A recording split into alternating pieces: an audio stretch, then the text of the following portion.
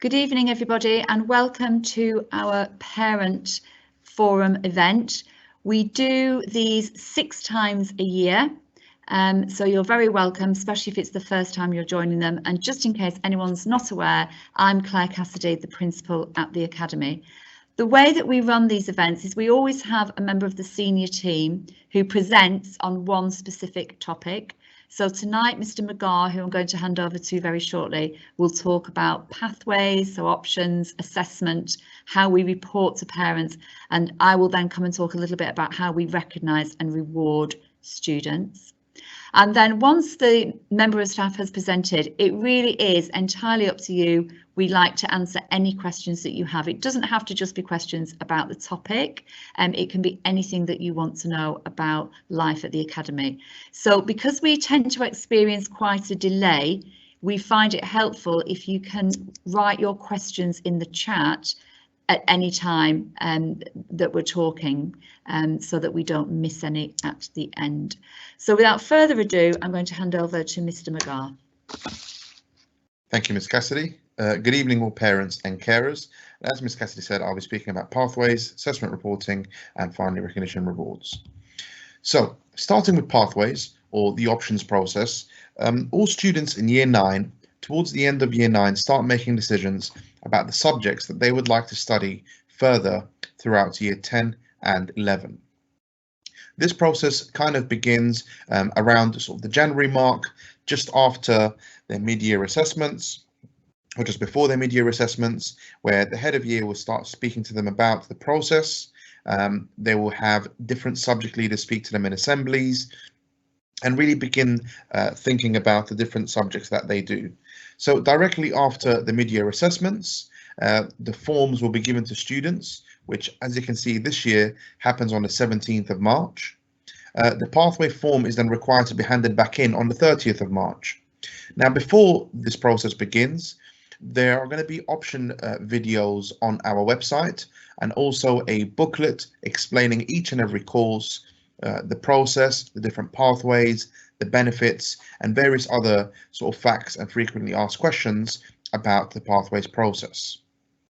We direct students to speak to their teachers, the heads of department, and ask various questions to help them choose their options. We direct students to look at their ranking in each of their subjects, to think about which subjects they have enjoyed, which subjects they do well in, and hopefully this can direct their choice. To, of course, discuss it with parents and carers, as it is very much a decision that should be taken very seriously. To, of course, attend the pathway information evening on the 23rd of March, where all parents can speak to teachers, subject leaders, and various other people within the school. And, of course, complete the online pathways registration by the 30th of March to complete all of your options. Now, what do you need to know before you start?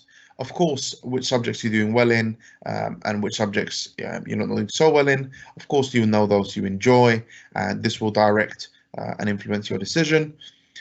You should be aware that most universities require 3 or more good A-level grades. So, of course, this is something that will happen after the pathways process, but begins to be sort of thought about from now.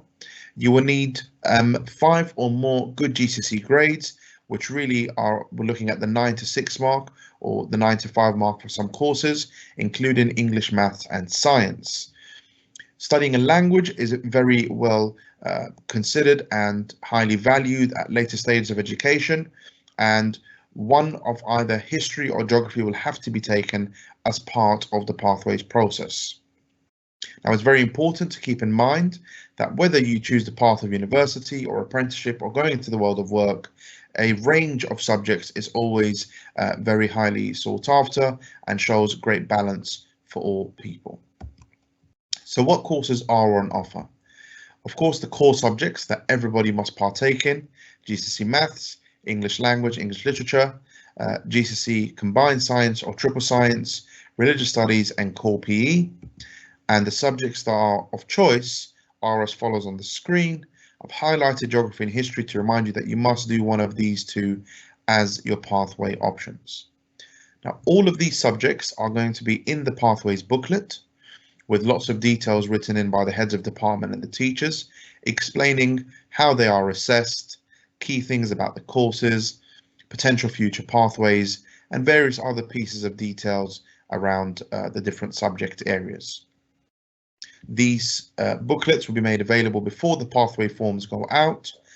They will obviously influence and assist yourselves in making the decision, but of course the pathways evening on the 23rd of March will bring them more to light alongside the assemblies given to students throughout this process, and of course the videos that we have on the online page also, which answer a lot of frequently asked questions. So to wrap up, the pathway forms will be given to students on the 17th of March. They're required back in on the 30th of March. Pathways/Year 9 Parents Evening is on the 23rd of March. On the website, as you can see the link there, all of the videos are shared, which are on our website now, and the booklet will be emailed out to all parents nearer to the time to assist with decision making. That brings Pathways to a conclusion. Now, assessment and reporting. For all parents across the school, regardless of year group that you are in, there are two major assessments each year that students partake in. For students in year 7 to 10, they sit the mid-year assessments, which is kind of the first major assessment. This begins on the 18th of January this year and concludes on the 2nd of February. This is for year 7 to 10. And then the end of year assessments, which begin on the 6th of June and end on the 27th of June. For year 7 to 10, they then go through the rank order process, where they see where they ranked in all of their subject areas in relation to their year group, and then the overall rank sheet, which lets them know about their overall progress as a whole. For year 11, 12, and 13, they have two assessments, Mock 1 and Mock 2. Mock 1 this year begins on the 15th of November, ending on the 29th of November, and then Mock 2 starts on the 28th of February, ending on the 15th of March. For year 11 and 13, there are public exams, which are their GCSEs and A-level formal public assessments. They start on the 15th of May to the 23rd of June, and the dates to be confirmed by the November the 22nd, when we have formal, finally agreed exam dates from the exam boards. For year 7 to 10, the rank order days and the year 10 golden envelope days are on the 23rd of February and the 11th of July. So that the rank order is what I was referring to in the pathways and assisting to making that decision, which they will receive on the 23rd of February and can start thinking about their pathway options in more detail then if you are in year 9. All students have this sheet on the right in their planners already pre-printed, and it allows students to input all of their ranks that they receive in the mid-year assessment. So on rank order day, all students are brought down to the atrium, where there are 3 separate stations with all of their rank results, and these are written up there with their rank code. They go to each of the subject areas, write down where they have ranked, and complete the reflection process at the bottom the following day during tutor time, where they really think deeply about their different subjects, how they have performed, and how well they have done in different areas, to really start highlighting their areas of development and think about how they will make improvements there for the following assessment, which happens at the end of year. Students are given an overall rank. Now this is calculated by looking at all of their subjects together in a very similar way that they would at GCSEs, and they're also given a subject by subject rank, so they will know how well they've done in English, in math, science, and all the different subjects separately. Maths and English are calculated 3 times in the overall rank. Science is calculated twice, similarly to how the P8 score is calculated in the GCSEs once they reach year 11. Now, a lot of parents often have questions, or students have questions, and you will see this blue link at the bottom, which is actually from our website, Sedgehill Academy. If you go on there and you go into the further information part, you will find loads of different questions there about rank order, everything I've spoken about today, and a few other key parts in more details, and you can find that more about that there. Alternatively, of course, put your questions into the comments box or email me directly if you do think of something at a later time. My name is Mr. McGar, and you can find my email address on the school website also. So assessment and reporting. This in front of you now are the different descriptors for how students can be awarded a grade 1, 2, 3, or 4 in assessment to learning or assessment to homework. 1 being the highest score, 4 being the lowest, and students receive these once every half term in their reports. I will just leave these on the screen for a few seconds for you to sort of digest and have a look at there.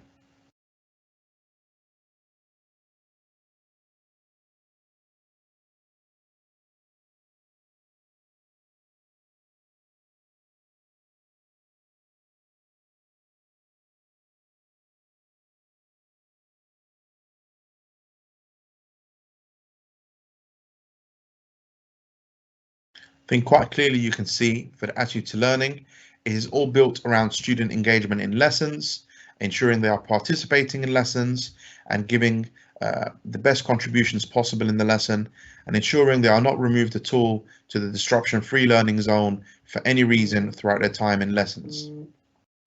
It is also looking at how many times students are completing the homework on time and completing any extra additional work, or alternatively, of course, we're looking at students who miss either one piece of homework or more than one per half term.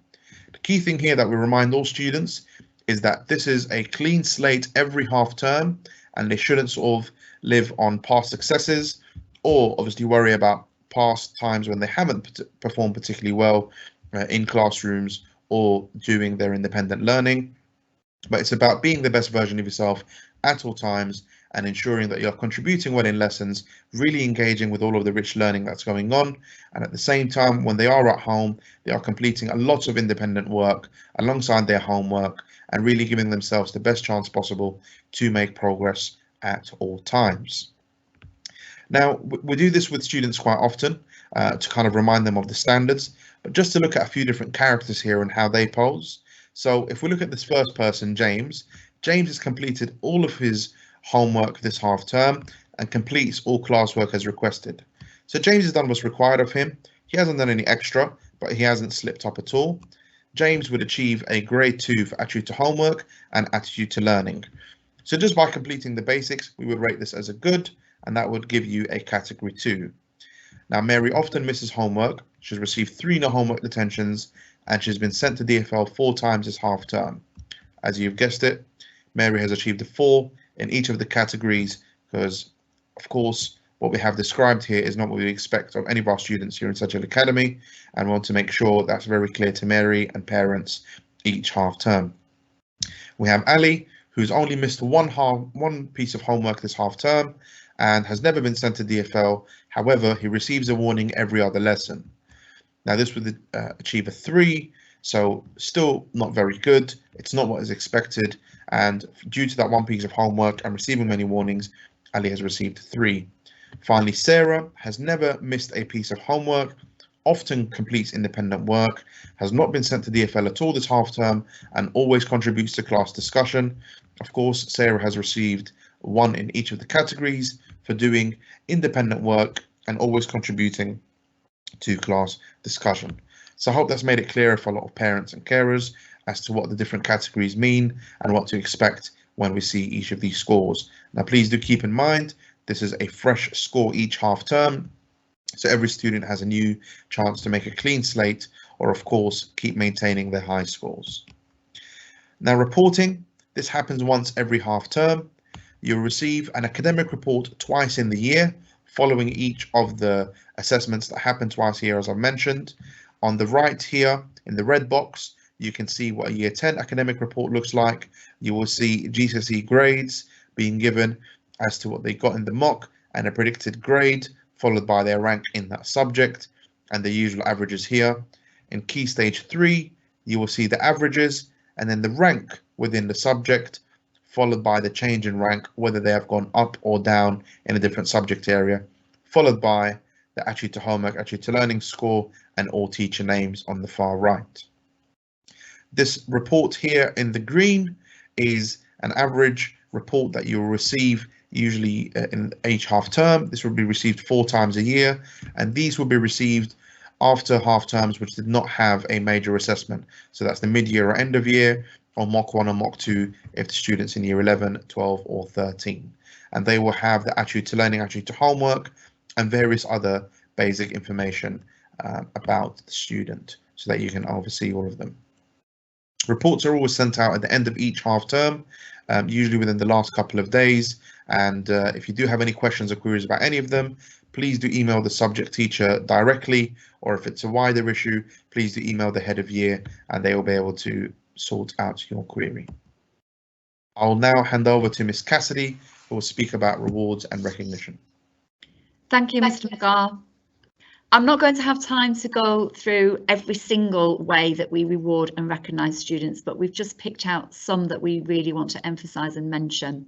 So every classroom teacher, every lesson aims to award 10 what we call achievement points. So that means that on their register electronically, they give 10 students, at least 10 students, an achievement point for students that have worked really hard and made lots of effort. And then the assistant heads of year, who are non-teaching staff, monitor those achievement points, as lots of other people do as well. But when they hit a certain number, that assistant head of year will then go and find that student and give them a badge. And there are 3 different coloured badges depending on the number of achievement points that you get. We also have something called staff recognition every week. So every single week, each member of staff emails somebody a recognition. So they choose one student that they want to recognise and they write something about why they're recognising that student. That student then on a Friday goes home with a certificate that says the name of the teacher that gave them the citation, and on the certificate is written why they have been recognised. And I read out those names and citations on the tannoy on a Friday. At the end of every term, we have an assembly. So at the end of the main term, so at Christmas, Easter, and in the summer. And at those assemblies, they're quite big events. We do then give out prizes and we give out lots of certificates. And we celebrate the term and we have lots of student performances. So this year, we're going to make those even bigger. And this year, we started this at the end of last year. We're having them 3 times a year, but we've also managed to make them, rather than just one year group at a time, we've had key stages. So all of year 7, 8 and 9 are together for that assembly, or year 10 and 11, which makes it a really much more enjoyable event. We have what we call perfect students every week. So there's one, sometimes there's a tie, so there may be more than one, but generally one student in every year group.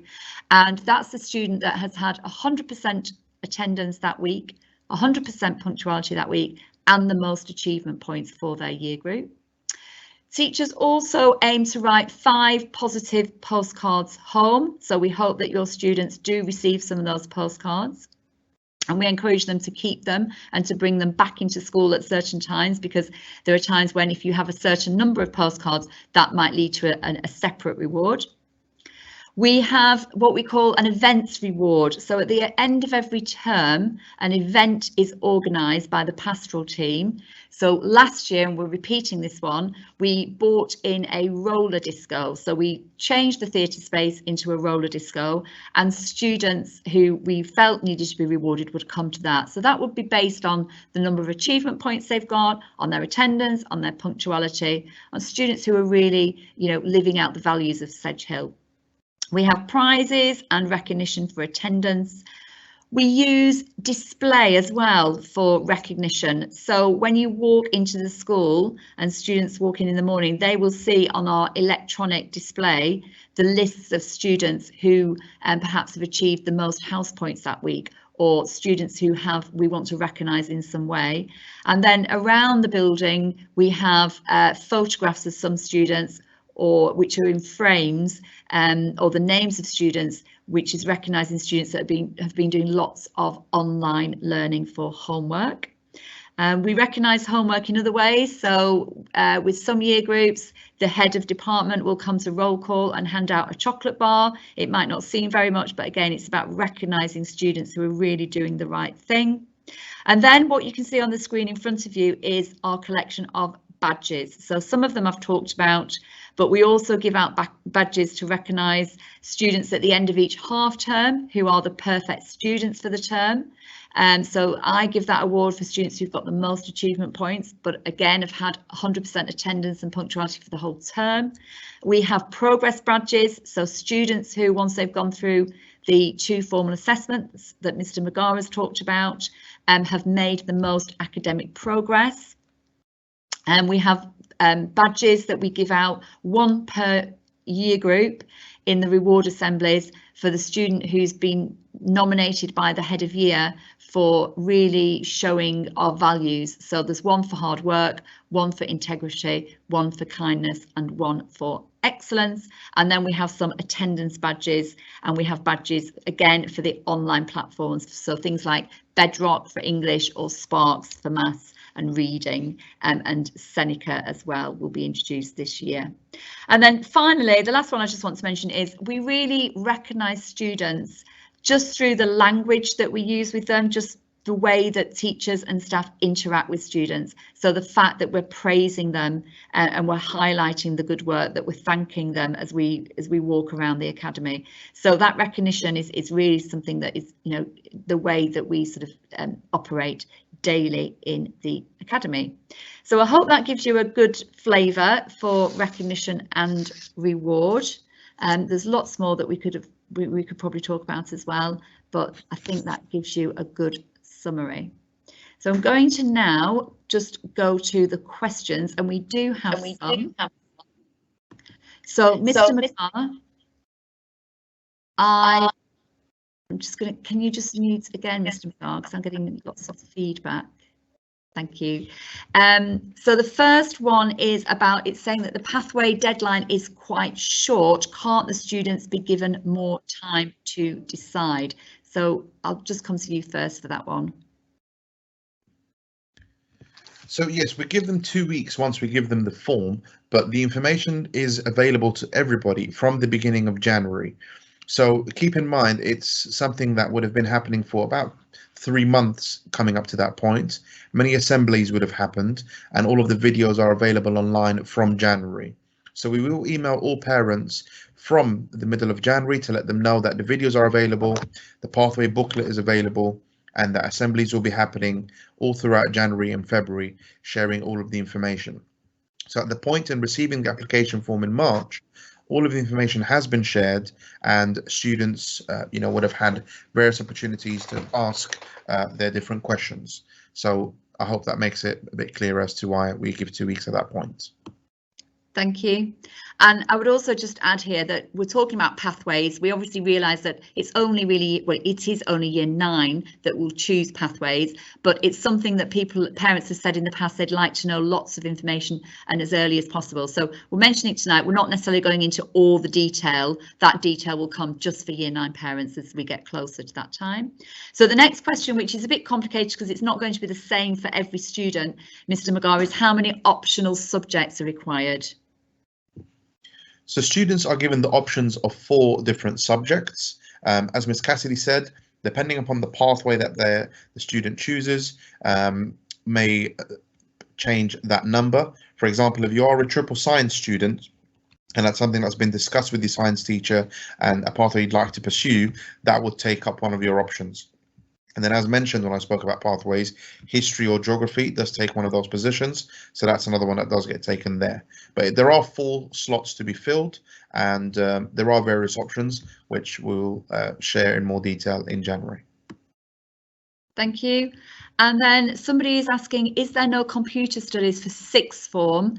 I'm thinking more about coding, data science, AI and robotics, but not sure if that would fall under something else. So yes, when we get to 6th form, there's a 6th form open evening on the 20th, I believe. Sorry, not the 20th, excuse me. It's this Thursday, actually. Am I correct, Miss Cassidy? It's the 20th, sir. Oh, it is the 20th, excuse me. So yes, there's 6th form open evening on the 20th, where all of the subjects being offered are discussed there. From my understanding, ICT is being offered. To what depth, I can't comment. I'm not completely aware, but there will be some elements of what you've mentioned there in your question involved in that course. But please do attend on the 20th, and you can discuss that with the head of department and see the parts of the course which are relevant to you. Thank you. And yes, just to emphasise again, really, it's always best, especially at 6th form, it becomes so detailed to speak to the heads of department, but it would be true to say we don't necessarily offer a really detailed coding option at the sixth form. We just unfortunately can't offer everything, but really, like Mr. McGrath said, I would speak to the department. They'll be really expert in that. And then somebody's saying that it wouldn't necessarily apply to them because their child's in year 11, and I think that was about the pathway, so hopefully I've clarified that. And then somebody else has said, oh no, it's the same. So, oh no, sorry, someone coming back. And then, can children choose multiple paths, or can only one path be chosen?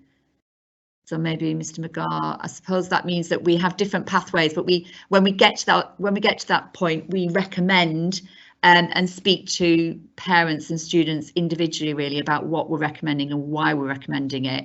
And really that's why those evenings that we hold for the pathways are important, so we can have those discussions, but on an individual basis. I think that would answer that, Mr. McGar, unless you've got anything else to answer. No, I think that's quite right. Once all the information is shared, students then select their 4 different options, and that will create the pathway for them. So it's very individual and up to each student. And then somebody's asking about when year 7 will have computer related lessons. Again, I'll let Mr. McGar answer because he does the timetable, etc., and can explain the carousel. So students study a group of subjects on what we call the carousel. So they will do one subject for sort of an 8 to 9 week intensive period where they'll complete sort of a project on it. ICT is one of the subjects on the carousel, combined with food, resistant materials, textiles, and ICT.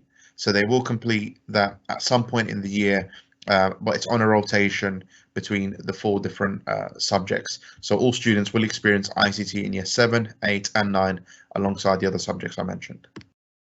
And then another question says, choices for GCSE seem quite restricted. If there are 4 choices and a student chooses 3 science, 1 history or geography, it only leaves 2. Is there any possibility of doing an additional subject? So again, when we come to options for year 9, we'll talk about pathways. We'll talk about this a lot more with you, and it will be really clear in the booklet.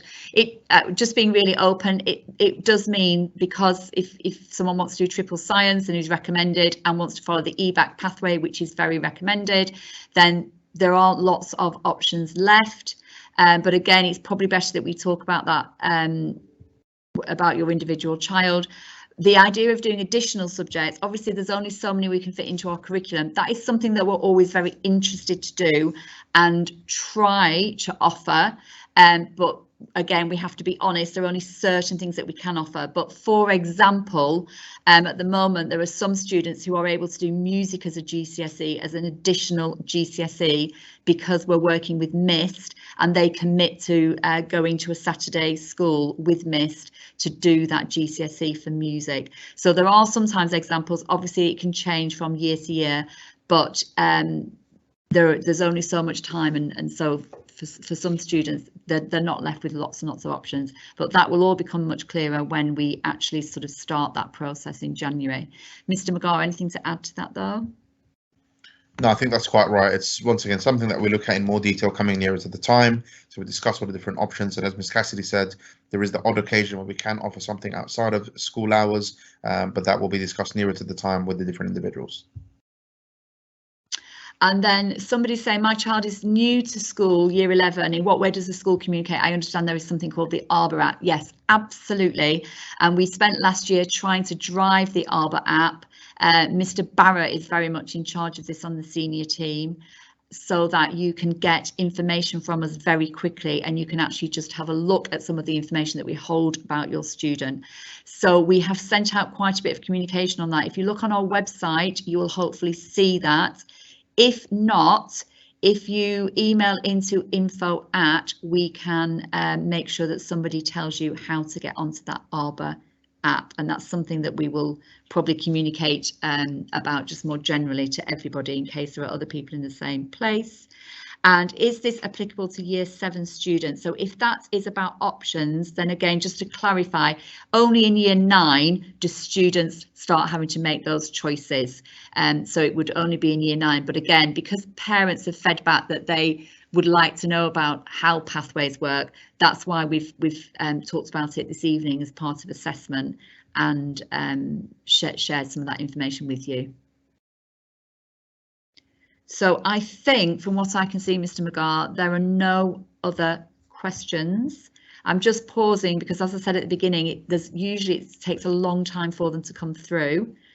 So I wouldn't want to miss one, but nothing else has come through. So that just leaves me to say thank you very much for joining us this evening. I hope it has been helpful, and we will have another parent forum next half term, and we'll have another member of the senior team presenting on a different topic. So thank you so much and enjoy the rest of your evening.